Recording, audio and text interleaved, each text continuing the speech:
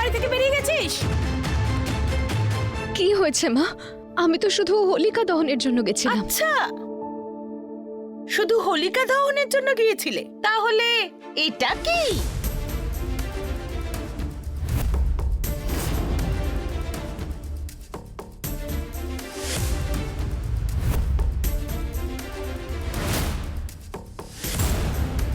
দেখো দিদি, শুধু আমার বাচ্চাদের উপর নজর রাখার জন্য আমি এই মোবাইল ব্যবহার করা শিখেছি। জানো না আজকালকার ছেলে মেয়েরা কেমন, যে কথা আমরা সবার সামনে বলতে লজ্জা পাই না, সেগুলো এরা সবাই মোবাইলে দিয়ে দেয়। কে এটা বল?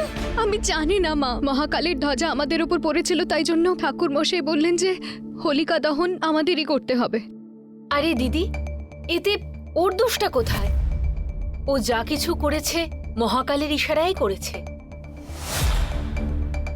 তুমিও ভালো বলেছ, মানছি এইসব মহাকালের ইশারাতে হয়েছে, কিন্তু ওকে মহাকাল এই সংকেত তো দেননি যে পর পুরুষের হাত ধরে হোলিকা দহন করো।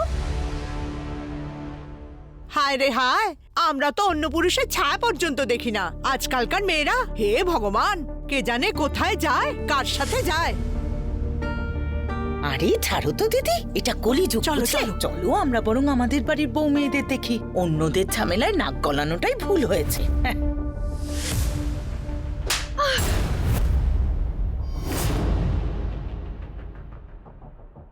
তুই জানিস আর না জানিস, কিন্তু তুই দেখলি তো তুই গোটা শহরের লোক তোর ব্যাপারে জেনে গেছে। অলক্ষী মেয়ে একটা।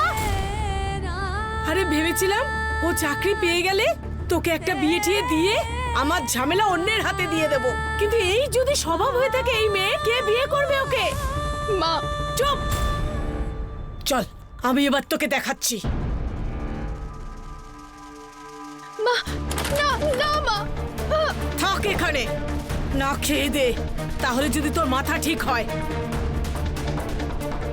প্লিজ মা, মা মা মা প্লিজ। মা আমি কিচ্ছু করিনি, সত্যি বলছি।